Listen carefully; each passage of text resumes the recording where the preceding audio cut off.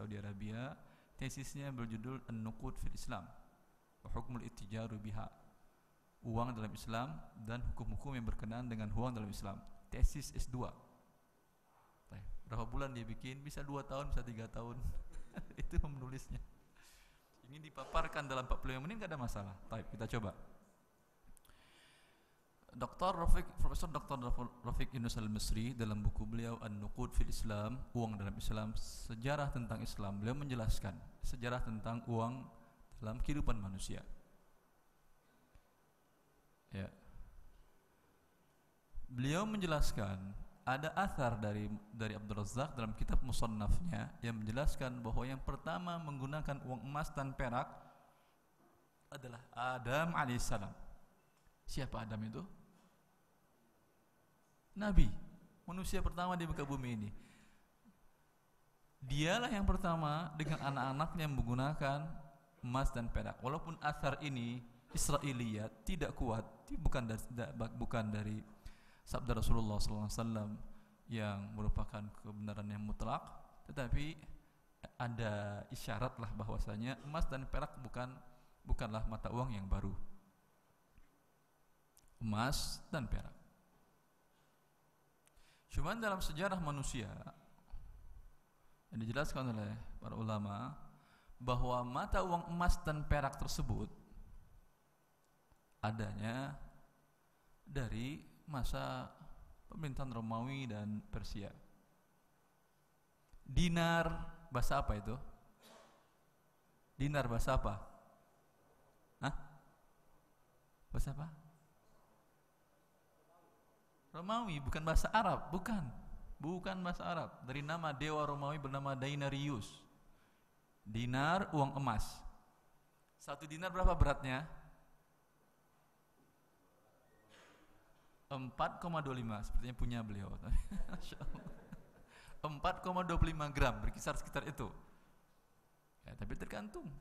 Karatnya berapa ini? Hah? 24 nggak bisa jadi emas, Pak. Jadi mata uang. Karena kalau 24 terlunak, kalau diserahin nanti copot dikit kurang harganya udah. Kalau mata uang kita sekarang 100.000, copot dikit masih 100.000 kan harganya. Copot 1/4 juga masih 100.000 kan harganya. Kalau ini enggak. Sehingga di masa dahulu setiap orang menukar uang, beli barang segala macam menggunakan uang emas dan perak, mereka timbang dahulu. Ini uang nilainya ada pada zatnya, bukan pengakuan negara. Kalau uang Anda sekarang rupiah, kertas, sobek setengah, 1/4 masih berapa harganya? Sama, alhamdulillah. Kalau ini enggak, 1/4 hilang sudah uang, harga uang Anda. Enggak bisa lagi beli sapi 1 atau beli kambing 1. 1 dinar itu 1 kambing. Ya. Repot kan juga kan? Ada sisi repot juga tuh. Bisa dipalsukan. Bisa dipalsukan Mas. Bisa kata beliau dipalsukan campur. Tapi keahlian para tukang emas masa dahulu dinamakan mereka dengan sayrafi. Bila orang ingin tukar-menukar, beli barang pakai uang emas, biasanya mereka di pasar itu ada sayrafi yang jasanya untuk menentukan ini emas asli atau palsu, atau berapa kadar karatnya, atau berapa campurannya. Itu cukup dengan dilempar ke atas, taruh baskom di bawah, teng bunyi, dia bertanya ini asli.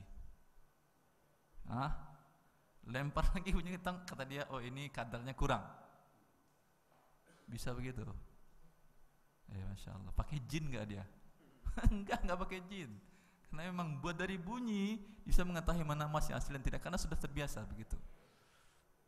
Ya, dinamakan dia dengan sayrafi. Ini mata uang dinar dan dirham yang ada di masa Rasulullah, yang sebagian para ulama mengatakan sudah ada semenjak masa Nabi Adam alaihissalam uang ini digunakan. Dan uang ini terus dipakai manusia sampai kapan? Sampai sekitar tahun 1932 atau 28 ketika perjanjian Bretton Woods di Amerika yang menyatakan uang boleh dicetak dilepas dari emas. Awal-awal uang sampai di Indonesia juga begitu kan. Uang awal dicetak itu masih bisa ditukar dengan emas. Tukar dan sungguh tempat dengan emas, tukar dengan emas. Ya.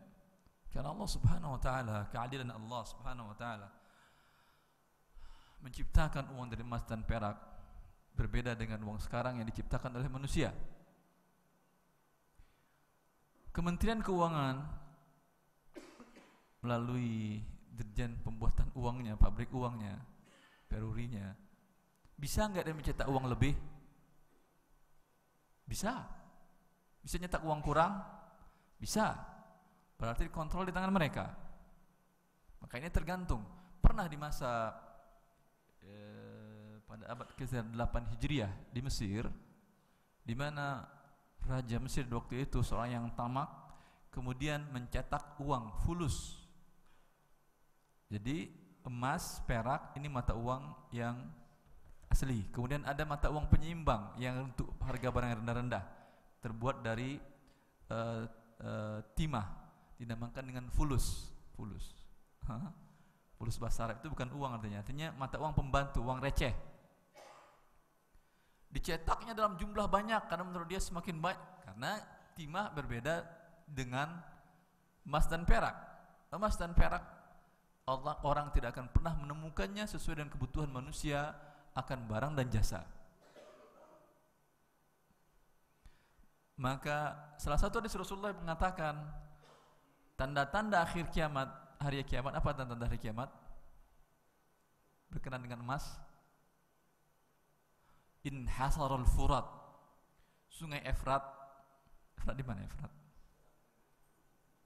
Dia mengaliri 3 negara, Irak, Suriah, Qatar ada, Irak, Suriah, satu lagi apa Iran apa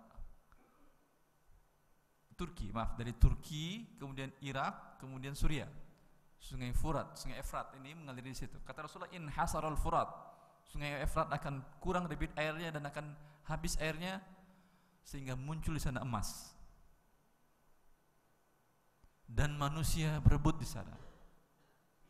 Semuanya ingin mengambil emas. Tapi kata Rasulullah SAW, dari 1000 orang yang masuk cuma 1 yang hidup. Sisanya kemana? Hah? Mati dia injak-injakan. Coba ada di depan itu ada emas sekitar 5 kilo, depan itu berserakan gitu, gimana? Terbayang saya kan lompat langsung keluar, injak-injakan, mati.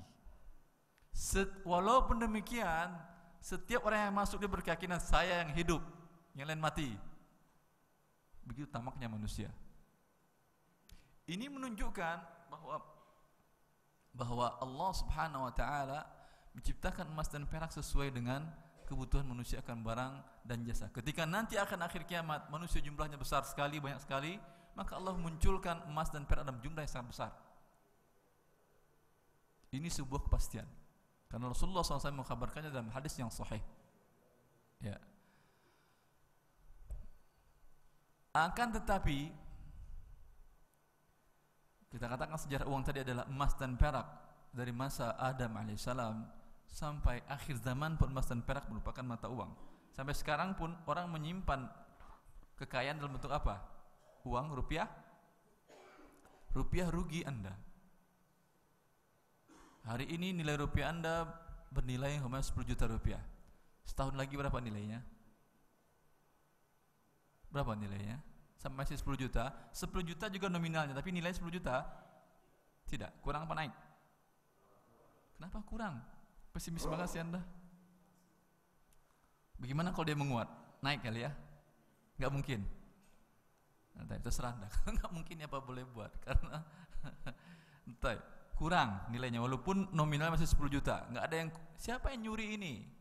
Maling? Enggak. Siapa yang nyuri ini? Inflasi.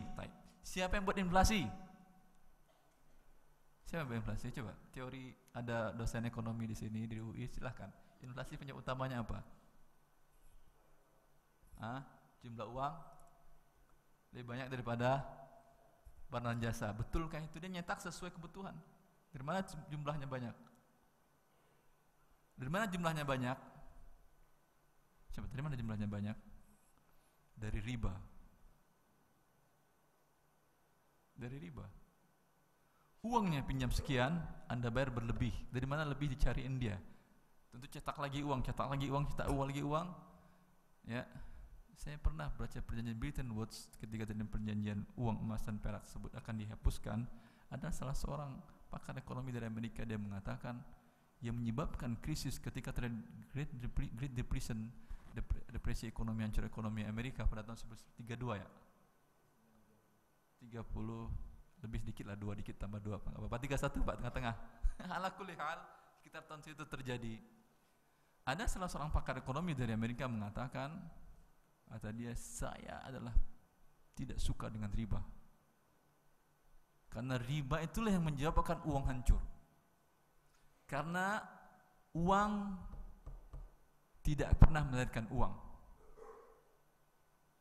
Dalam riba tidak, uang melahirkan uang. Anda punya 10 bayar 11, bayar 12, 13, 14, kemudian terlambat terus bertambah. Ini menyebabkan jumlah uang menjadi banyak karena itu. Ketika jumlah lebih besar, lebih banyak, maka terjadi penurunan nilai mata uang tersebut. Maka kata beliau, dia seorang Yahudi, dia mengatakan saya adalah musuh dari riba karena dialah yang menghancurkan ekonomi dan tidak akan pernah hilang inflasi selagi riba masih ada. Karena ini yang membuat uang itu menjadi banyak. Maka Allah Subhanahu wa taala mengharamkan riba. Mengharamkan riba bukanlah Allah yang menciptakan manusia dan manusia uang dan Allah menciptakan. Allah tahu. Allah mengetahuinya. Sehingga jumlah orang pembuat riba ini kan banyak kan ya. Ada yang tahu enggak jumlahnya siapa? Di antaranya siapa? Di antaranya kita. Saya enggak pernah bikin riba, alhamdulillah. Di antaranya adalah orang yang menabung dengan tabungan riba. Yang tabungannya ada bunganya sekian persen, riba. Sudah, dia ini yang pembuat inflasi. Jelas? Jumlahnya banyak. Karena mereka enggak merasa. Pertambahan barang uang yang dikaitkan dengan barang dan jasa itu normal. Tapi tanpa barang dan jasa, hanya karena uang dipinjamkan, dipakai dan bertambah, ini yang diharamkan oleh Allah. Sehingga uang banyak jumlahnya, mungkin yang dicetak segitu aja, tetapi dalam bentuk pinjaman, dalam bentuk kertas, surat hutang, segala macam, ini yang menyebabkan bertambahnya uang tersebut. Ini tidak bisa dikontrol.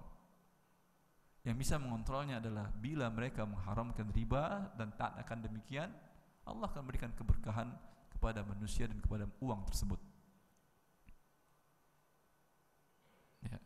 Berbeda dengan uang emas dan perak yang tidak bisa dibuat oleh manusia, tidak bisa ditemukan oleh manusia kecuali kebutuhan manusia tersebut yang Allah ciptakan. Ya. Yang menunjukkan ketika sungai Efrat tersebut debitnya berkurang airnya dan muncul emas, menunjukkan manusia di waktu itu jumlahnya banyak sekali. Dan ini tanda-tanda dari kiamat bahwa jumlah manusia sangat banyak. Sehingga Allah munculkan emas tersebut, kebutuhan tersebut. Ya. Riba yang sering terjadi dalam uang ini yang perlu kita bahas adalah riba tukar menukar uang diantaranya, atau meminjamkan uang. Meminjam uang kan juga tukar menukar kan. Saya berikan kepada Anda B, umpamanya uang pecahan 50.000 sebanyak 10 lembar, 500.000 minjam. Nanti Anda bayar 500.000 juga kan ya. Anggap ya 500.000 juga. Kemudian apakah uang yang sama yang dulu saya berikan kepada Anda yang Anda berikan kepada saya dengan nomor seri yang sama? Tidak. Berarti tukar menukar uang kan? Tukar menukar uang kan? Kalau saya minta pertambahan, ini menjadi riba. Maka ada 6 komoditi yang dikatakan oleh Rasulullah SAW, bila ditukar sesama komoditi tersebut harus tunai dan harus sama. Di antaranya apa? Emas, terus adz-dzahabu bidz-dzahab, emas dengan emas kata Rasulullah. Wal fiddatu bil fiddah, perak dengan perak. Wal burru bil burri, gandum dengan gandum. Wasyairu bisyairi, gandum jenis kedua dengan gandum jenis syair, gandum bentuk jenis kedua. Wal milhu bil milhi, kemudian garam dengan garam. Berapa baru ini? Emas, perak, gandum dengan dua bentuknya, kemudian garam. Baru 5. Satu lagi apa? Kurma. Wat tamru bit tamri, kurma dengan kurma. Ini kalau ditukar haruslah sama takarannya atau beratnya, dan harus tunai. Menukar emas, perak masuk dalam bagian ini karena di waktu itu sebagai mata uang. Sebagai mata uang. Seperti uang zaman sekarang. Dan setelah kita jelaskan tadi bahwa mata uang emas dan perak lebih kuat daripada mata uang kartal seperti sekarang. Mata uang kartal ini hanya pengakuan negara Anda. Anda Indonesia mengatakan, maaf, kami tidak bisa melanjutkan negara dan tutup.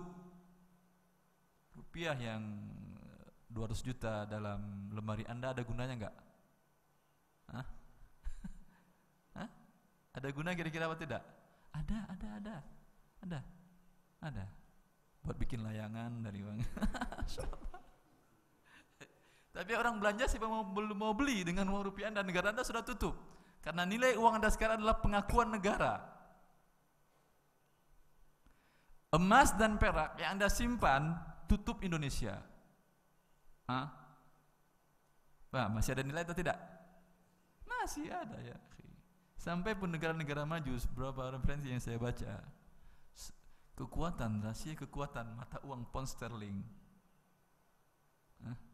Kenapa? Aset emasnya.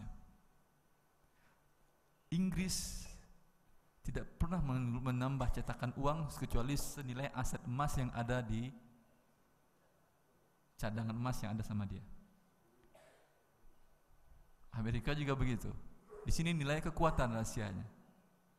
Yang perjanjian Bretton Woods tadi itulah yang melepas boleh masing-masing negara mencetak uang tanpa ada cadangan emas.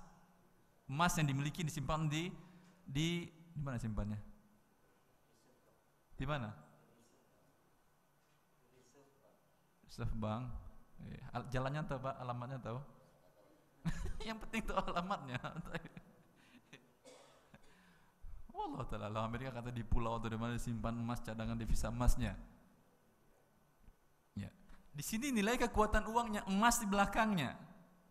Yang perjanjian Bretton Woods tadi yang boleh melepas cetak uang dengan emas, ini yang menghancurkan mata uang itu.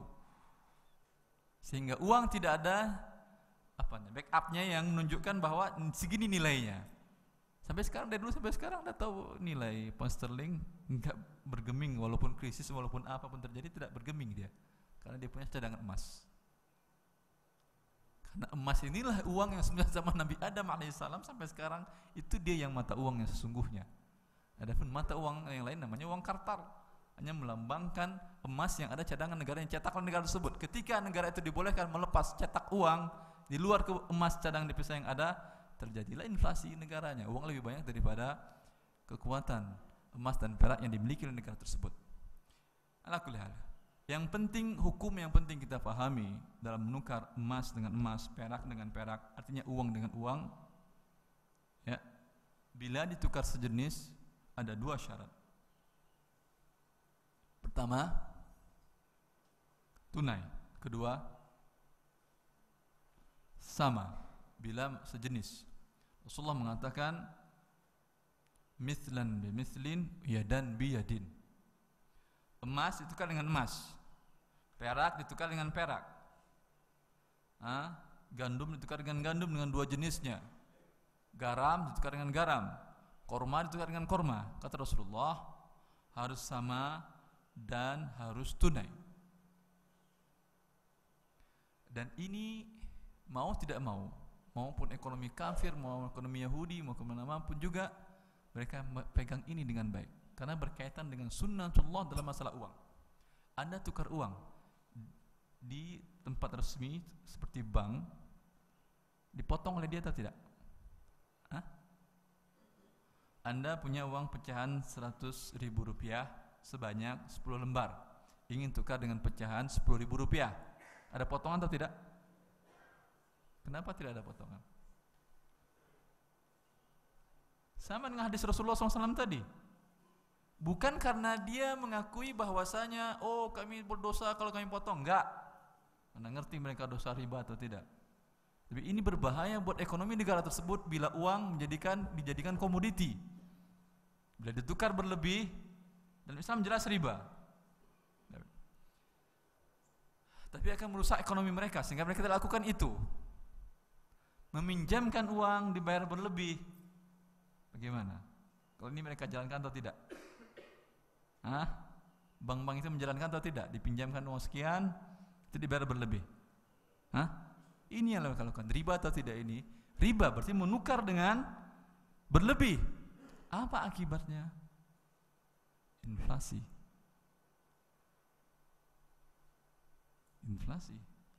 Yang menyebabkan inflasi di dunia itu satu, hanyalah riba. Bukan begitu.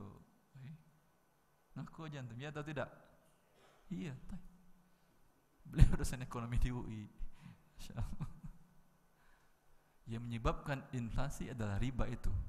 Dan ini sebelum Rasulullah SAW ada pepatah Yunani mengatakan dalam bahasa Indonesia yang saya baca bahwa uang tidak pernah melahirkan uang.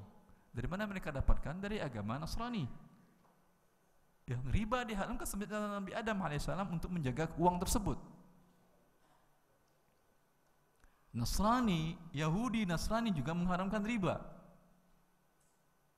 Ustaz, antum bilang Yahudi mengharamkan riba, tetapi bukankah Soros itu siapa dia?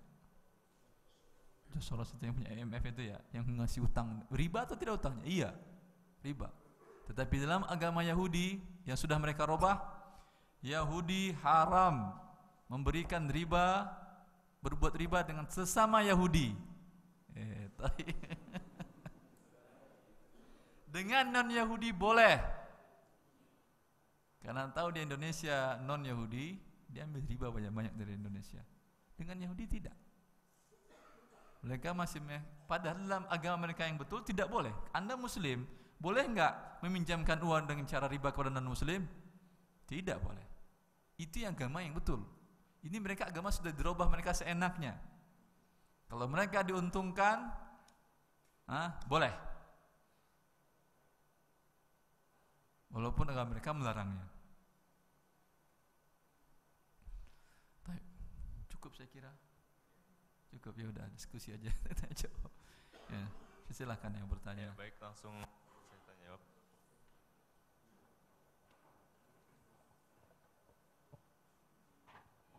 Bismillahirrahmanirrahim. Assalamualaikum warahmatullahi wabarakatuh. Assalamualaikum warahmatullahi wabarakatuh. Ustaz,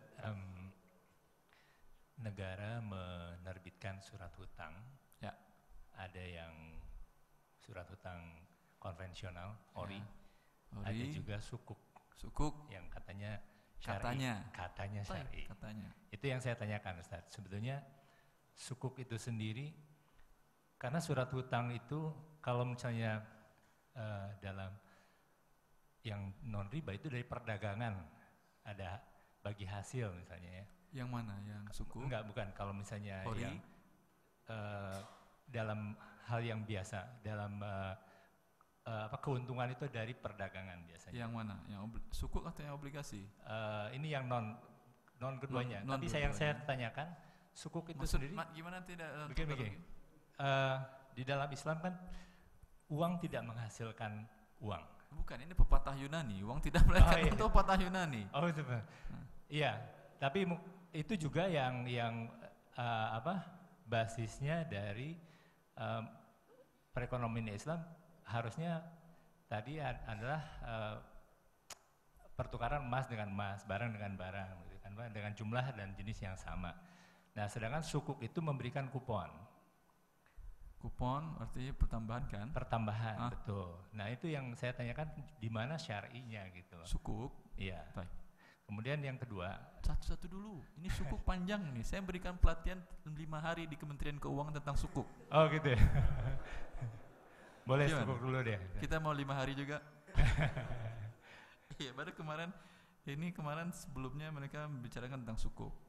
Karena menurut DSN Indonesia sudah halal, tapi setelah diskusikan menurut saya tidak halal. Lalu gimana Ustaz? Terserah Anda. Anda kan minta saja narasumber, saya sampaikan apa adanya. Mereka meniru sukuk Bahrain. Menerbitkan surat hutang dengan caranya bagaimana? Kalau yang ori kan tidak ada aset yang dijual. Kalau yang sukuk, mereka mengatakan kami terbitkan sukuk dengan ada apa nama istilahnya? Oh Masya Allah, underlyingnya ada. Underlyingnya yaitu jaminan asetnya ada yang dijual. Kami contohkan sepertinya kami jual gedung Kementerian Keuangan. Terbitkan sukuk sekian, umpamanya $1 juta dengan aset yang dijual adalah Kementerian Keuangan, gedung Kementerian Keuangan, atau yang dijual adalah lapangan Monas, atau dijual adalah yang kemarin Gelora Bung Karno. Baik. Dengan demikian kami jual barang, kami terbitkan, kami jual umpamanya sebanyak 1 juta surat berharga tadi dengan nilai sekian. Setelah itu nanti setelah 3 bulan atau sekian tahun atau 1-2 tahun kami beli kembali dari yang sudah beli dari negara. Artinya pertama negara jual Gelora Bung Karno senilai 1 triliun. Ya. Kemudian dibeli oleh Anda, pegang. Dipecah-pecah dibeli, masing-masing pegang umpamanya. Setelah itu, setelah 5 tahun negara beli lagi dari Anda. Dengan nilai yang real pada waktu nilai Gelora Bung Karno pada hari penjualan atau nilai sudah dari awal? Kalau real pada hari itu siapa yang mau? Siapa tahu nanti Indonesia tutup, Gelora Bung Karno gak ada artinya. Dengan nilai yang sudah dipatok dari awal, bukan nilai real pada waktu itu, sehingga dibayarkan berlebih dan kuponnya ini atau pertambahannya dengan alasan pertambahan kenaikan harga tanah.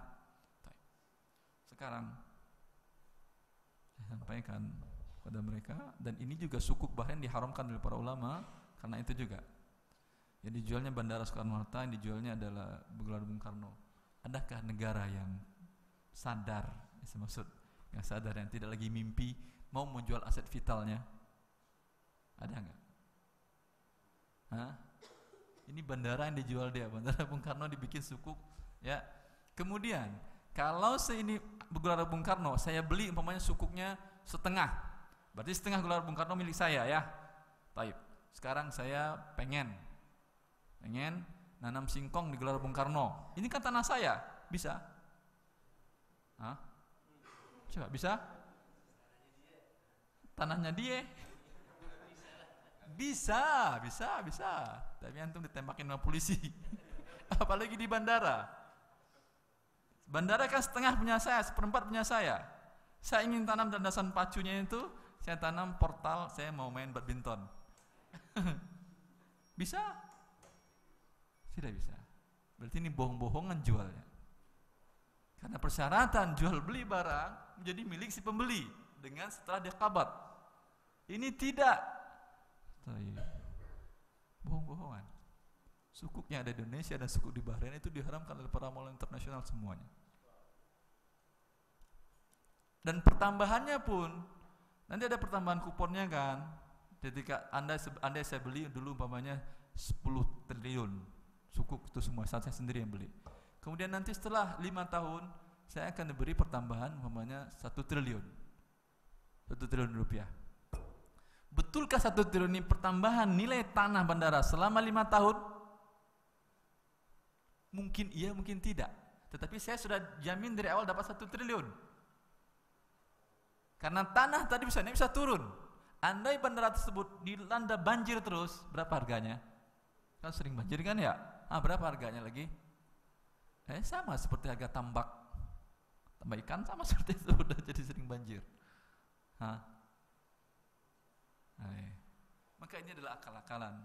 Yang namanya sukuk sebetulnya masih sama dengan obligasi, dengan ori. Wallahu ta'ala alam. Itu yang saya sampaikan di Kementerian Keuangan, di DJPU, Dirjen Pengelolaan Hutang Negara. Jangan tiru Bahrain. Bahrain mereka sudah diharamkan dari Parlemen Internasional. Anda bikin baru lagi. Tujuannya apa sukuk dibuat oleh Indonesia? Tujuannya apa coba? Ingin dapat uang dalam bentuk pinjaman dari para pengusaha-pengusaha Timur Tengah. Kan namanya bahasa Arab tuh sukuk. Kalau ori yang beli orang luar, orang ini uangnya udah dikit. Sekarang uang yang masih banyak itu para manusia Timur Tengah, karena mereka punya cadangan emas, mahduz zahab, punya cadangan emas, punya emas mereka itu lebih besar daripada minyak mereka yang ada sekarang. Wallahu ta'ala a'lam. Jelas, jangan beli sukuk ya.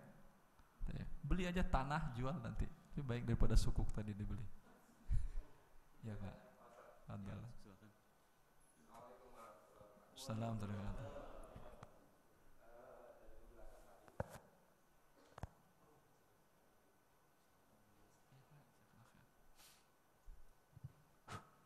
Assalamualaikum warahmatullahi wabarakatuh. Assalamualaikum. Dari penjelasan tadi, saya mohon tanggapan Pak Ustadz dan juga penjelasannya. Kalau saya tafsirkan berarti ada 3 konsep penafsiran sistem keuangan syariah atau perbankan syariah yang sekarang ini ada di masyarakat kita. Yang pertama adalah konsep tafsir yang Dr. Erwandi sampaikan melalui tadi barusan dan juga ceramahnya di hari Jumat pagi ya. Lupa di radio itu. Pagi yang kemarin atau pagi yang keberapa? Beberapa waktu yang lalu. Saya ya. udah lama nggak siaran. Ya. Itu ulangan. Tapi rekaman ya mungkin rekaman.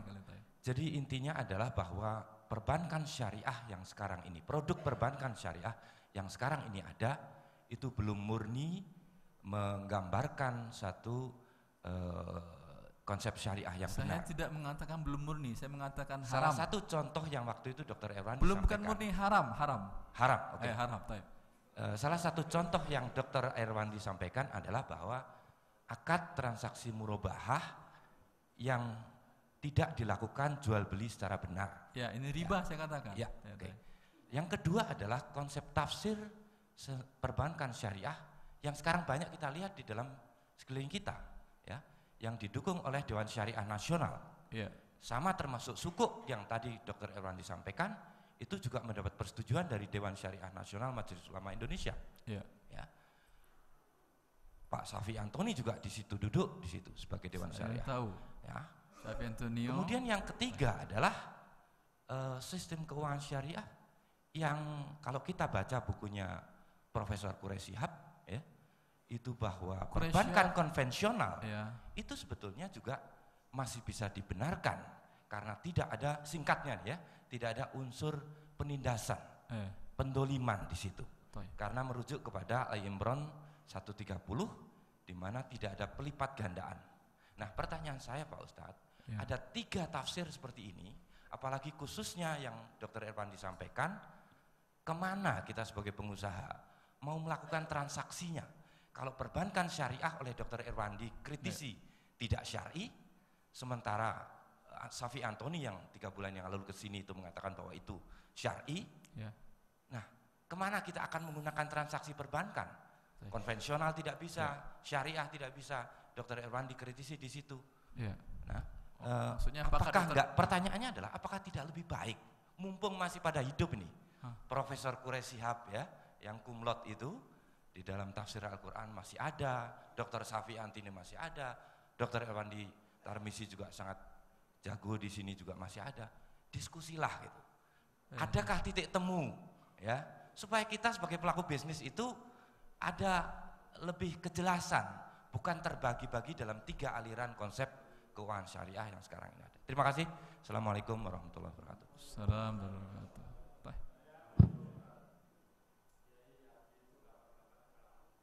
Siapa?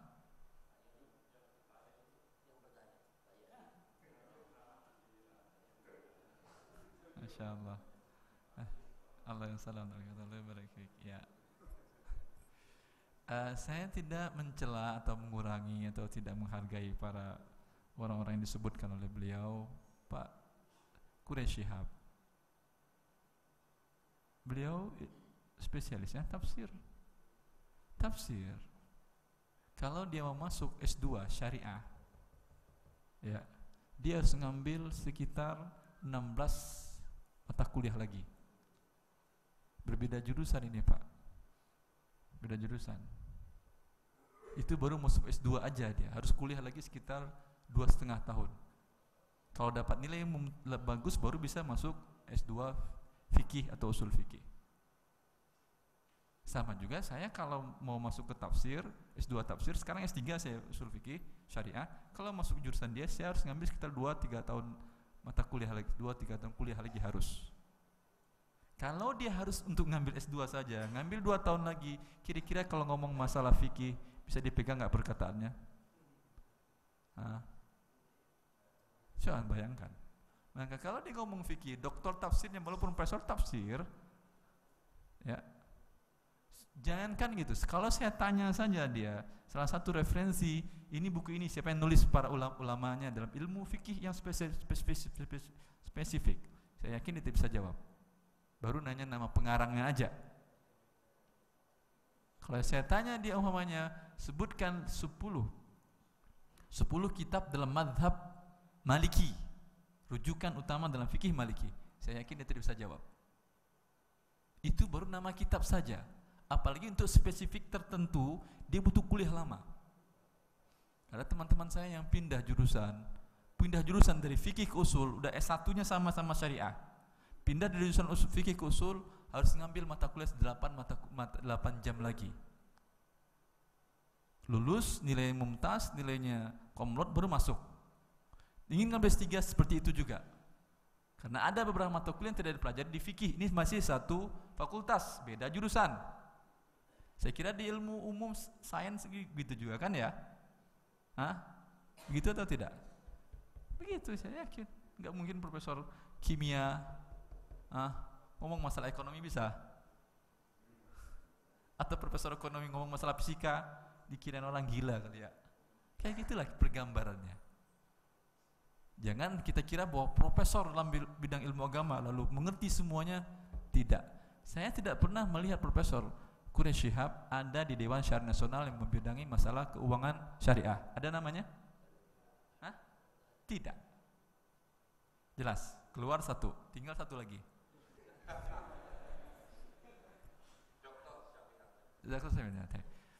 Dr. Syafi Antonio, dia sama-sama diajukan profesor dengan saya melalui tazkiyah. Sampai sekarang belum turun ke SK dari Presiden tentang saya jadi profesor dengan beliau. Beliau S1-nya syariah betul dari Yordan. Saya ngajar di tempat beliau juga. Jadi saya ngajar pasca sarjana di S2 di tazkiyah ekonomi Islam, tapi beliau enggak ngajar. Mungkin kesibukan dan lain-lain. Saya ingin ngajar mata kuliah syariah semuanya, fikih, usul fikih, maqasid syariah, qawaid fiqhiyah yang berkenaan tentang fikih, tentang syariah. Tadi saya yang ngajar saja. Karena dia memang tidak linear. Dia S1-nya syariah. S2-nya dari mana dia? Melbourne. S3-nya dari mana dia? Melbourne. Apakah ada fikih di sana? Ada fikih Melbourne? Walau. Fikih sapi atau Syafi'i? Fikih sapi. Syafi'i ada fikihnya, sapi nggak ada fikih ya. Jelas? Saya tidak merendahkan mereka, tetapi hendaklah Anda masing-masing mengerti ini orang secara pendidikan mana yang linear, mana yang tidak. Kalau diajukan dia profesor hanya bukan dalam masalah keuangan syariah dia. Bukan kesyariahannya profesor, karena untuk profesor itu harus linear. S1 syariah, S2 syariah, S3 mesti syariah. Kalau dia S1 syariah, S2, S3 dari Melbourne gak ada syariahnya pasti. Keuangan konvensional paling. Jelas, ini dari sisi disiplin ilmu ke spesifikannya. Coba tanya dalam ilmu kedokteran umpamanya. Bisakah S1-nya psikologi? Spesialisnya adalah saraf, bisa Pak? Ngobatin orang gila. Saraf, bedah saraf, enggak bisa. Jelas? Saya kira cukup. Dengan pandangan bahwa bank syariah sekarang itu belum syar'i. Iya, artinya kalau ngomong tidak ada dasar keilmiahan, bisa diterima perkataannya. Terus kita melakukan transaksi di perbankan mana kalau begitu? Pertanyaan selanjutnya. Sekarang setelah Anda mengatakan demikian, ini jangan, bagaimana kalau kita ingin bisnis? Gampang kalau jawabannya, bagaimana kita ingin bisnis? Baik. Bila Anda ingin bisnis, Anda butuh apa? Modal? Ya, untuk usaha butuh modal kan ya? Modal dalam beberapa ada di YouTube kalau nggak salah ceramah saya cari modal yang syar'i. Ada yang sering dengar tentang bagaimana cara mendapatkan pemodalan yang syariah. Karena yang ada sekarang di lembaga keuangan syariah, walaupun namanya murabahah segala macam, tetap kalau Anda terlambat bercicil ada denda atau tidak? Ada atau tidak? Ada. Ini riba jahiliyah yang diharamkan oleh Allah Subhanahu wa taala. Ya, riba tersebut beri saya tangguh, maka akan saya beri tambahan. Di bank syariah pun ada. Namanya saja cuma namanya bahasa Arab sehingga orang terkecoh. Kalau namanya riba selesai sudah. Namanya gharamatut ta'khir. Bila Anda terlambat ada denda keterlambatan. Ini riba ini. Ini riba jahiliyah seperti itu. Anzirni azidka. Beri masa tangguh utangku bayar, nanti aku bertambah. Dengan rela itu riba jahiliyah. Ini rela tidak rela, bank mengatakan demikian. Lebih parah daripada ribanya orang jahiliyah. Ada bank syariah yang tidak menerapkan denda? Ada? Kalau ada, lakukan dengan dia. Tapi Anda tidak akan temukan di negeri tercinta Anda ini bank syariah bila Anda melakukan pembiayaan. Iya, Pak. Ya, saya kira cukup ya. Cukup. Jika memperjualbelikan uang haram, maka apakah bisnis money changer haram? Lalu bagaimana dengan orang yang membutuhkan tukar mata uang negara lain? Masya Allah. Ya. Saya tidak pernah mengatakan memperjualbelikan uang haram. Tetapi bila money changer, tukar uang mata uang yang lain, persyaratan cuma satu disebutkan Rasulullah SAW, yadan biyadin fa idza ikhtalafat hadhil asnafu fabi'u kaifa syi'tum idza kana yadan biyadin. Boleh tukar menukar uang, boleh. Kalau tapi dengan syarat, kalau satu jenis emas dengan emas harus sama dan harus tunai. Tapi berbeda, emas dengan perak mata uang di waktu itu harus tunai saja, tidak perlu harus sama. Enggak mungkin sekilo emas tukar sekilo perak. Ada yang mau? Ada. Yang punya perak mau dia, yang punya emas enggak mau.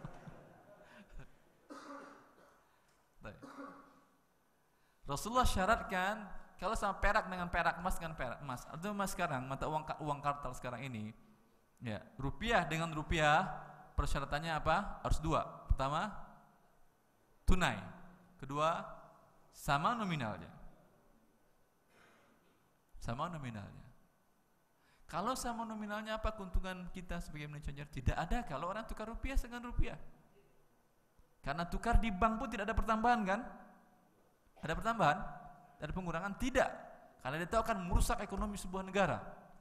Bila uang jadi barang dagangan, sama dengan lontong, dengan sayur, dengan segala macam, akan hancur mata uang tersebut. Padahal dia adalah alat pengukur nilai dan jasa. Bila dia tidak tetap, maka dia akan hancur. Anda kalau beli kain, beli 2 meter Pak, 2 meter. Yang dipaskan meternya atau kainnya? Meternya nggak akan dipotong kan? Dipotong kainnya, lebih berkurangnya. Kalau tadi mata uang alat pengukur tadi, ini yang naik turun, ini nggak jadi alat pengukur dia. Sehingga berbahaya bagi orang yang pegang uang tadi. Anda pegang uang 50 juta, 100 juta, type. Pada tahun 70, pada tahun 70 100 juta. Sekarang nilainya berapa? Masih 100 juta. Nominalnya 100 juta betul. Nilainya berapa? 100 juta tahun 70 dapat beli apa? Kalau mobil dapat mobil apa? Tahun 70. Enggak, belum ada mobil ya? Masa belum ada mobil? Atau 80. Tahun 80 dapat mobil apa? 100 juta, 80. Dapat Mercy dapat. Sekarang 100 juta mesti dapat ban Mercy 2. Siapa yang curi ini? Berarti berubah dia kan? Sedangkan dia alat pengukur. Kan alat pengukur. Meterannya berkurang terus. Ini bukan meteran namanya. Sehingga bagaimanapun juga orang akan lari ke emas. ngalir ke emas. Ini yang tetap nilainya. Seperti yang saya katakan tadi, Allah menciptakan emas dan perak sesuai dengan kebutuhan manusia akan barang dan jasa. Adil. Bisnis money changer haram? Tidak. Kalau dia persyaratan tukarnya tunai, walaupun berlebih bila mata uang berbeda. Mata uang yang sama, tunai dan harus sama nominalnya. Jelas?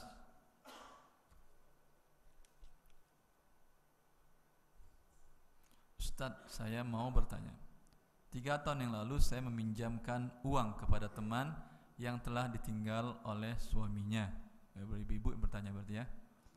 Uang itu dia gunakan untuk perbaikan rumah akibat banjir parah yang melanda Jakarta. Sampai saat ini setiap bertemu teman saya mengatakan belum bisa mengembalikan karena gaji yang dia dapat digunakan untuk menutup kebutuhan sehari-hari dia dan anaknya. Pertanyaan, apakah hutang tersebut bisa saya anggap lunas dan saya anggap sebagai zakat mal kepadanya sebagai gharimin? Sebagai zakat mal tidak.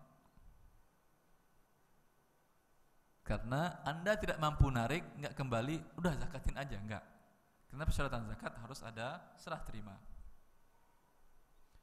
Anda ikhlaskan, bagus. Karena Anda membantu orang yang membutuhkan. Bersedekah kepada orang yang sangat membutuhkan, pahala lebih besar. Jelas sekarang Anda yang membutuhkan, dan sedekah, semoga Allah memberikan pahala berlipat ganda kepada Anda. Dan diganti di dunia sebelum di akhirat. Apakah zakat mal dapat disalurkan untuk sebagai wakaf amal jariah untuk pembangunan sekolah atau pesantren atau masjid? Tidak. Zakat hanya untuk 8 asnaf, tidak ada di situ masjid, sekolah. Innamas shadaqatu lil fuqara wal masakin wal 'amilina 'alaiha wal mu'allafati qulubuhum wal gharimina fi sabilillah wa ibnis sabil fariidatan minallah. Hanya 8 asnaf. Apa aja asnaf yang 8? Fakir, miskin, gharim yang berhutang, apalagi mu'allaf, ibnus sabil, orang perjalanan kemudian habis bekalnya, fisabilillah, orang yang perang jalan Allah termasuk untuk ilmu, wal 'amilina 'alaiha, orang yang mengelolanya, apalagi satu lagi, fakir miskin tadi saya satuin ya, miskin sekarang. Beda fakir dengan miskin apa? Fakir adalah orang yang pendapatannya setengah di bawah, hanya memenuhi kurang dari setengah kebutuhannya. Kebutuhannya sebulan 2 juta, pendapatannya 500.000. Ini fakir. Miskin di atas itu, kebutuhannya 2 juta, yang didapatkannya 1,5 juta, masih kurang 500. Miskin berarti lebih baik daripada fakir. Sebentar. Andai seseorang punya uang 1 triliun, lalu mati, tidak punya anak laki-laki kecuali 1, perempuan tidak ada, istri 1. Ini anak lakinya dapat berapa harta warisan? 7 dari per 8 dibagi 1 triliun tadi dibagi 8 berapa? Nilai 122 miliar ya. Kali 7 sampai 800 miliar. 800 miliar uang anak yatim ini. Miskin ini namanya, berhak zakatnya. Daripada presiden Anda lebih kaya dia. Enggak. Yatim tidak ada status yatim mendapatkan zakat. Tapi kalau dia miskin dapat. Tapi apakah semua yatim miskin? Tidak. Hanya kenyataan Anda, Ustaz, kita lihat mana ada yatim yang kaya. Itu bukan yatim yang bukan karena dia tidak punya uang, tetapi dizolimi uangnya oleh orang-orang yang terdekat. Maka kewajiban waliul amr atau orang yang bertanggung jawab di sekitar situ untuk menjaga harta anak yatim ini. Oh, kan ada ibunya, Ustaz. Ibunya dia kawin lagi, saya menguasai tadi. Dikuasai oleh bapak tirinya. Sering kan kasus seperti ini? Terkadang ibunya sendiri yang menguasai. Jelas ini, itu tidak termasuk. Hukum mempunyai kartu kredit, tapi hanya memakai untuk belanja saja. Di bulan depan dibayar, tidak tertunda. tiap bulan bayarnya admin saja. Bolehkah ini? Ketika Anda membuka kartu kredit, ada di situ perjanjian kalau Anda terlambat membayar, berapa kali? 45 hari. 45 hari setelah uang diambil akan dikenakan denda atau tidak? Setuju Anda itu? Setuju. Kalau enggak bakal keluar kartunya. Allah mengharamkan riba. Ini riba kan? Riba atau tidak? Terlambat, anzirni azidka. Beri masa tangguh, aku tambah pembayarannya. Ini riba. Anda setuju? Allah mengharamkan riba, Anda setuju riba? Belum lagi dapat pinjaman Anda sudah menyetujui riba. Dosa atau tidak? Dosa besar. Caranya bagaimana Ustaz? Minta mereka coret yang ini, saya enggak mau ini. Bisa? Kok ketawa? Bisa atau tidak? Bisa. Bisa. Coba minta mereka bisa. Ya, ini coret, tanda tangannya oleh mereka, paraf, ini tidak berlaku. Jelas? Setelah itu boleh Anda gunakan ini. Bisa nggak bisa urusan Anda, tapi setahu saya bisa.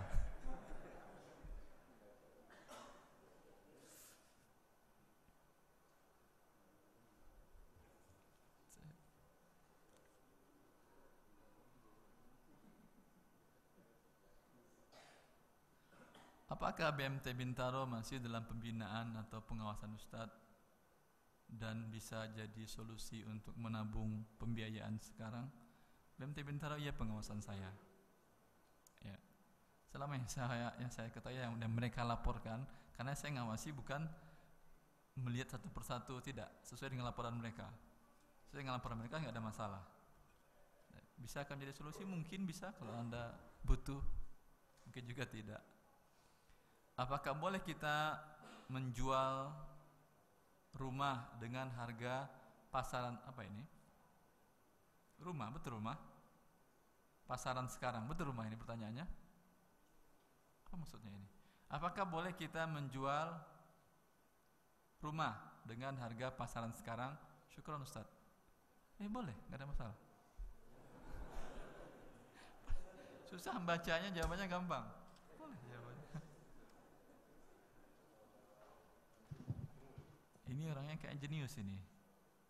Mungkin maksudnya menjual dengan harga pasar, tapi pajaknya berdasarkan harga NJOP. Pajak di sini nggak ada pajak.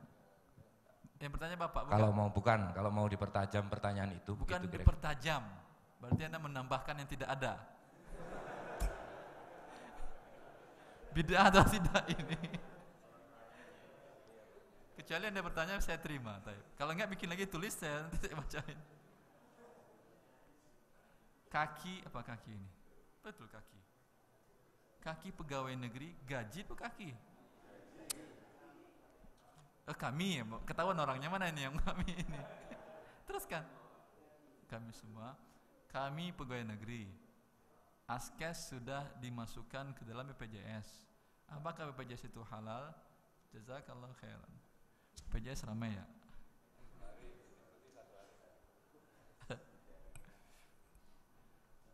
Ramai saya. Langsung saya diskusi dengan Dokter siapa nama? Hasanuddin namanya. Di TV Kompas ada antum lihat, coba lihat di ada. Saya membolehkan atau mengharamkan di situ? Kompas TV membolehkan, mereka mengharamkan. Saya sebetulnya tidak membolehkan. Kalau persyaratan itu dibuang, jadi boleh. Persyaratan denda keterlambatan BPJS. Sekarang masih ada denda keterlambatan kan? Dan ini lebih baik daripada asuransi syariah. Karena ini adil. Di mana orang yang pendapatan rendah bayar kecil, pendapatan besar bayar besar. Kalau asuransi walaupun syariah, Anda yang miskin bisa ikut dapat jaminannya? Enggak bakal. Jauh lebih baik dari sisi kemaslahatannya.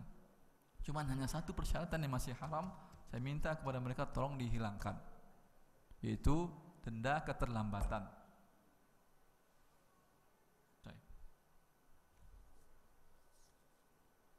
Kami pegawai negeri, askes saat sudah dimasukkan ke dalam bagus, BPJS lebih bagus daripada askes, jauh lebih bagus. Kemudian waktu itu pesenternya mengatakan,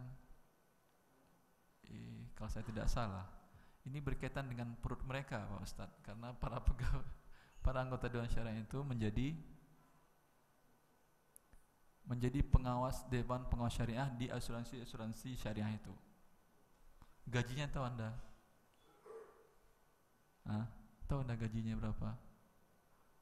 Gajinya sekitar 20 juta per bulan, terima sekali 3 bulan. Besar atau kecil ini? Besar atau kecil gaji Dewan Pengawas Syariah itu? Besar? Kecil? Besar sekali, karena mereka tidak pernah masuk. Hanya ngontrol sekali sebulan, datang terima gaji. Coba, dan pengawas syariah mana ada yang kantornya duduk tiap hari? Ada? Di lembaga-lembaga keuangan itu tidak ada. Walaupun 20 juta, cuman datang 1 jam 20 juta 1 jam. Kecil, besar atau kecil? Ya, tidak ada pengusaha yang 20 jam gajinya sebulan, tidak ada. Cuma hanya mereka saja yang gaji 20 juta per jam. Karena itu mereka marah ketika periuknya dimiringkan oleh orang. Ini lebih dulu. Sabar. Assalamualaikum warahmatullahi wabarakatuh. Ustaz Nurwandi, hafizahullah, jazakallahu khair. Mohon nasihat, maaf pertanyaan di luar tema. Nanti kalau di luar tema. Saya punya ruko yang dalam tahap renovasi. Saya akan jual. Keinginan saya akan menjual atau menyewakan. Bagaimana zakatnya? Kalau keinginan menjual, sudahkah dia diiklankan atau belum? Kalau belum mulai diiklankan, belum mulai hitung haul. Sudah ada zakat pada waktu tak menjual? Belum. Haul hitung setahun ke depan. Andai sekarang bulan apa ini?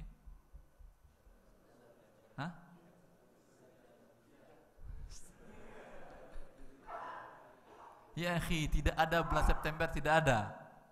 Ada bulan September? Ini September tidak ada hubungannya dengan bulan itu. Oh iya, Masya Allah. Bulan itu besar, kecil, September Anda tidak berubah.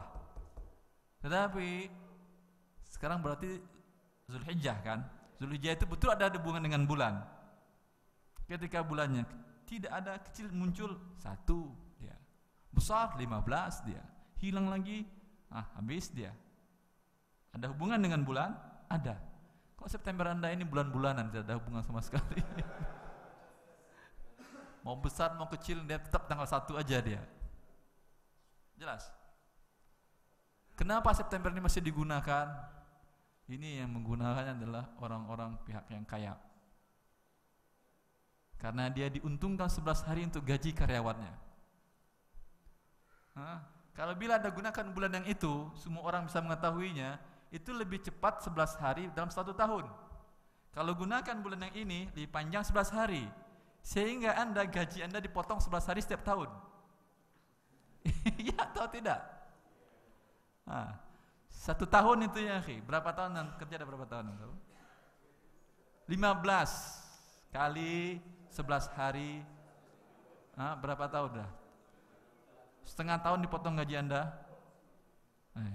Kalau gajinya sebulan umpamanya 10 juta, tidak dapat gaji dia sebanyak 60 juta. Minta itu gaji Anda. Jelas. Ini tujuannya untuk itu, saya yakin. Ini bulan yang digunakan oleh orang yang kaya.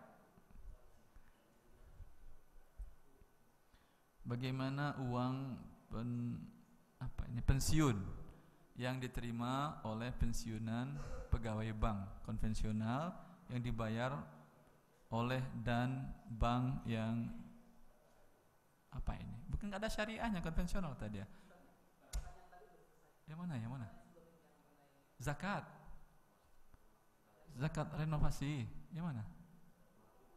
Ruko mau dijual, terus zakatnya bagaimana? Tadi saya jawab apa tadi? Belum ada zakatnya, belum sampai haul, baru akan dijualnya. Andai nanti sampai 1 tahun, 350 hari, nggak sampai 65 karena kurang 11. Maka sampai 1 tahun belum laku juga, baru masuk barang dagangan, dikeluarkan zakatnya. Baru 2 bulan laku, tidak ada zakatnya, karena tidak ada zakat dari jual beli bila haulnya tidak sampai. Sekarang ada uangnya, zakat uang ada lebih dari 45 juta, dari 1 nisab sekitar 85 gram emas, sekitar 45 juta, 43 juta lebih, selama 1 tahun tidak terpakai, ini baru ada zakatnya. Tapi kalau tadi terjual 5 bulan setelahnya beli rumah dia untuk kepentingan dia atau untuk disewakan, tidak ada zakatnya. Jelas ini? Ulangi. Setahun. Belum lah. Ya, karena ini harta perniagaan. Kecuali niat dia menjual, ingin mendapatkan, ingin diganti dengan rumah yang lain. Artinya dijual yang ini, ganti agak ke dalam atau ganti ke tempat yang lain, dan ini akan ditempatin. Ini tidak ada zakatnya. Karena bukan barang dagangan ini.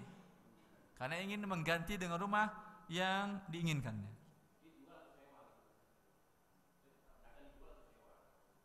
Akan dijualnya, kan belum mulai dijual dan belum disewa, baru diiklankan.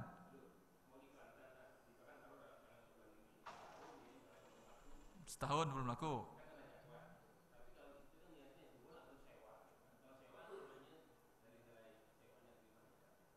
Kalau sewa, zakatnya dari uang yang diterima.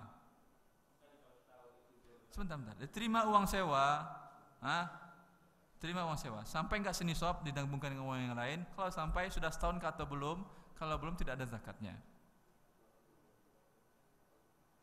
Jelas. Dan nisab zakat saya subhanallah di beberapa kantor, pernah di pelabuhan, pernah di, mereka minta tentang zakat profesi Ustaz. Tidak ada zakat profesi dalam Islam. Langsung para jemaahnya senang, alhamdulillah Ustaz gak dipotong lagi gaji kita. Selama ini mereka langsung dipotong oleh badan kemakmuran masjid kantornya. Ya akhi, zalim Anda, orang gaji cuma 2 juta, buat makan aja kurang, nanti minta ambil zakatnya. Ini bukan ambil zakatnya, ini lebih parah daripada pajak. Pajak mengambil memang atas nama negara dan atas kezaliman. Ini Anda menzalimi orang atas nama agama. Allahu Akbar.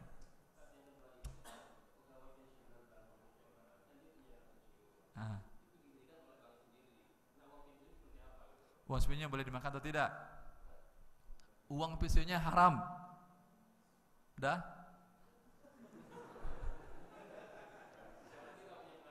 Taib, gak punya penghasilan lain. Taib. Bagaimana makannya? Untuk makannya halal. Jelas? Yang untuk ibu yang dimakannya beli makanan halal. Sisanya ini tidak halal. Berikan kepada fakir miskin. Tapi kalau dikeluarin semuanya Ustaz jadi miskin dia, yaudah sisakan selama setahun ke depan. Cari yang halal ya akhi. Antum mau cari yang halal atau mau cara kurang dan tidak kurang? Ya akhi, belum lahir Anda ke dunia ini sudah dituliskan oleh rezeki Anda. Anda saja yang, kita saja yang mencarinya dengan yang haram. Dan hal ini sering saya sampaikan, saya diundang oleh HSBC Bank minta bicara tentang masalah keuangan syariah. Saya bilang Anda bekerja di tempat yang haram ini.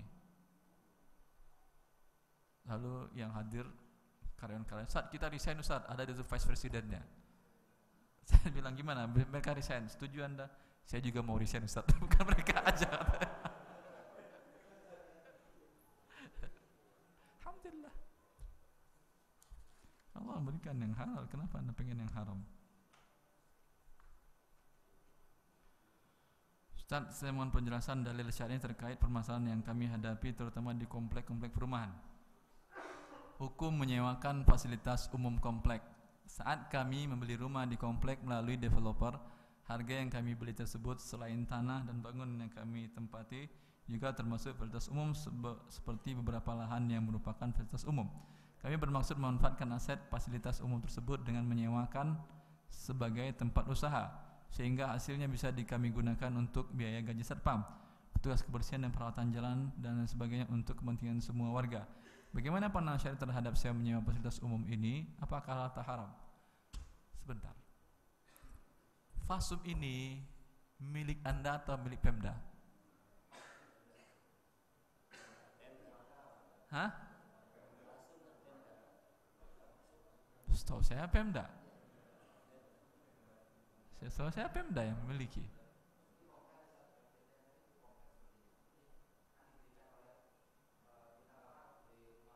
Iya, walaupun demikian, tetapi semuanya Fasum itu menjadi milik Pemda. Setahu saya tinggal di kota wisata, jalan itu jalanan Pemda, padahal jalan lebih bagus daripada jalanan alternatif Cibubur itu. Milik Pemda. Fasumnya otomatis milik Pemda.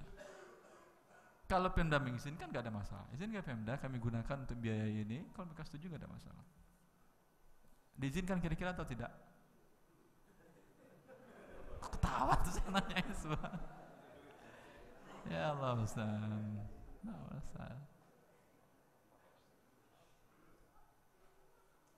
Di sekolah kami diselenggarakan pemotongan kurban. Bukankah sudah dalam pemerintahan? Bukan. Motong hewan di sekolah bukannya dalam Jakarta. Depok boleh. Boleh. Bolehkah 1 ekor sapi dibeli patungan oleh seorang yang niat? Berapa orang ini? Enggak berapa ini? 55 atau berapa? Mana yang bertanya ini? Berapa orang ini? Iya, patungannya berapa? Ya, anak sekolah. Berapa orang? Mana ini bertanya? Biasanya seluruh siswa sekolah kan ya? Dengan niat umpamanya ngajarin mereka kurban. Anda tidak niat ngajarin mereka kurban. Anda membodohi mereka. Sehingga mereka mengira bahwa kurban sah dengan bayar 10.000. Padahal minimal kurban 1 ekor kambing atau 1/7 sapi atau 1/7 kerbau atau 1/7 unta. Ini pembodohan bukan pembelajaran. Sehingga anak saya udah berkurban, bayar berapa anak? 10.000. Masya Allah. Ayam pun gak dapat 10.000. Allah Ustaz. Ini bukan pembelajaran, maaf, ini pembodohan. Kalaupun nyumbang mereka, ya, ini hukumnya bukan hukum kurban, hukum sapi sumbangan. Tetapi pertanyaan saya, sekolah ini biasanya yang banyak SD, SMP atau SMA yang melakukan ini? SD, karena gampang bodohinya kan? SD, taib. Sahkah anak yang belum balik melakukan transaksi? Tidak sah, karena Allah mengatakan wabtalul yatama hatta idza balagun nikah fa in anastum minhum rusyda fadfa'u ilaihim amwalahum. Anak yatim, maaf, sampai jam berapa Pak moderator? Sudah lewat belum? 5 menit lagi. Alhamdulillah. Sampai di mana tadi saya ngomong apa tadi? Anak yatim, kata Allah, uji dia sampai mereka balik, balagun nikah. Umur berapa anak balik? Ada beda, ada yang 14, ada 15 dan 13. SD umur berapa dia? Di bawah itu kan ya? Sah atau tidak akad transaksi dia? Tidak sah. Lalu bagaimana dia belanja Ustaz? Kesempatan Anda bilang ke anak Anda SD, alhamdulillah mulai hari ini kata Ustaz tidak sah jual beli, enggak ada jajan lagi kamu wahai anak. Alhamdulillah. Daripada engkau jual beli tidak sah, tidak ada jajan. Tetapi para ulama sepakat, ijma' para ulama bahwasanya untuk yang biasanya anak itu gunakan 5.000, 10.000 masih sah akad transaksinya. Alhamdulillah, senang.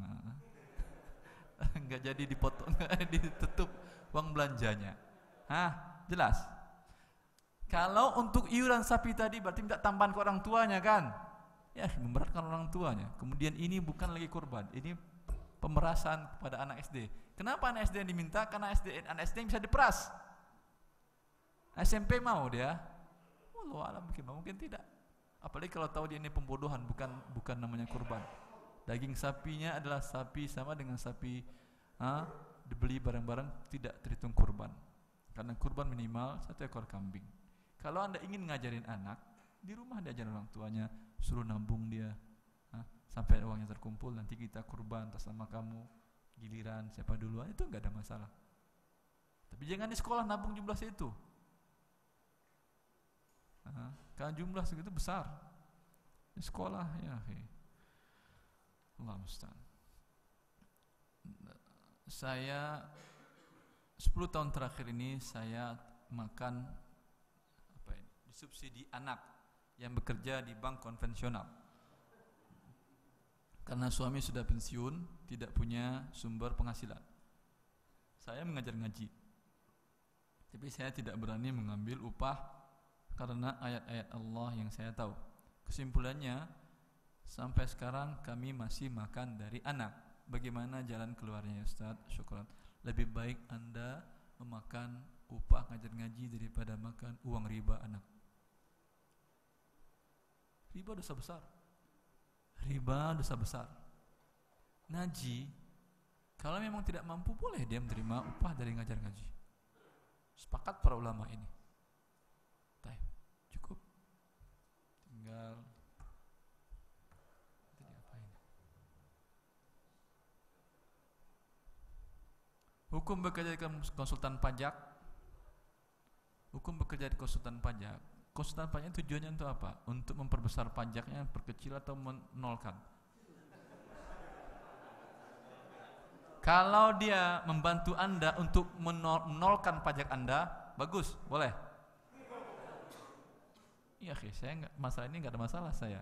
Saya pernah diundang oleh Dirjen Pajak Nasional bicarakan tentang hukum pajak halal atau haramnya, cuman bukan di kantor dia, tapi di salah satu sekolah milik dia dengan utusan dari kantor pajak pertama sekitar Jabodetabek. Haram. Jelas? Enggak tahu saya bagaimana mereka setelah itu, saya enggak tahu. Saya jelas bilang haram, saya katakan tolong siapkan keamanan saya pulang pergi. Cukup, alhamdulillah sampai sekarang masih hidup. Maksudnya pajaknya haram gitu, Mas?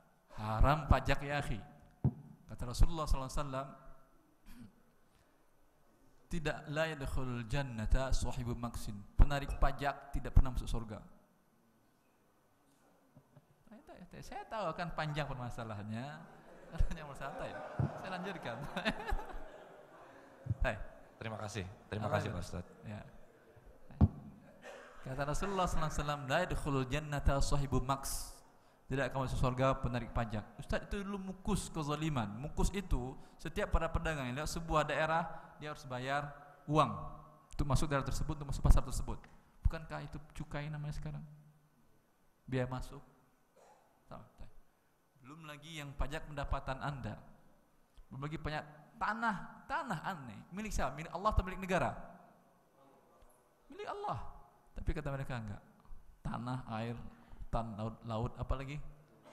Bumi, air milik negara. Taib, milik negara. Kapan negara menciptakannya?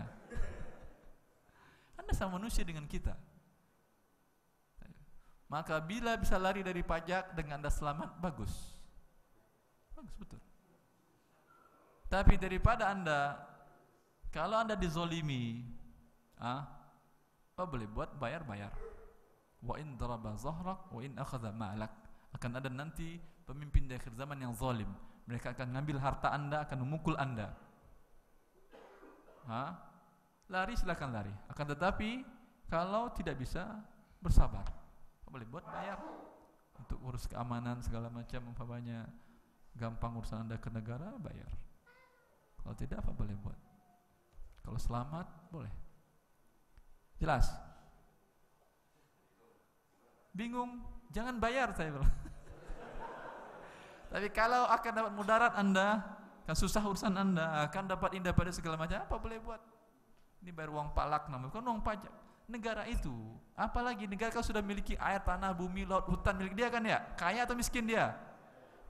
Tinggal itu dia gunakan dengan baik, bukan malak dari warganya. Kalau malak semua orang juga bisa ngatur negara dengan palak. Tapi kita bisa pidana itu kalau tidak membayar pajak. Iya, itu dia masalah saya. Saya katakan masalahnya itu. Asal Anda selamat. Kalau nggak selamat apa boleh buat? Bayar terpaksa. Anda dipaksa tuh ini. Dan ini saya katakan bukan di sini saja. Di kantor pajak saya katakan ini seperti saya katakan Belanda. Alhamdulillah masih hidup sampai sekarang. Hah? Kalau terpaksa apa boleh buat? Nah, mohon maaf, mungkin masih banyak jamaah yang ingin bertanya, tapi karena keterbatasan waktu, jadi kami tidak bisa mengakomodir semuanya. Karena pengajian subuh pagi ini telah selesai, marilah kita tutup sama-sama dengan doa kafaratul majelis. Alhamdulillahirabbil alamin, subhanakallahumma wa bihamdika, asyhadu an la ilaha illa anta, astaghfiruka wa atubu ilaik. Terima kasih, semoga bermanfaat. Mohon maaf atas segala kekurangan. Wassalamualaikum warahmatullahi wabarakatuh. Salam.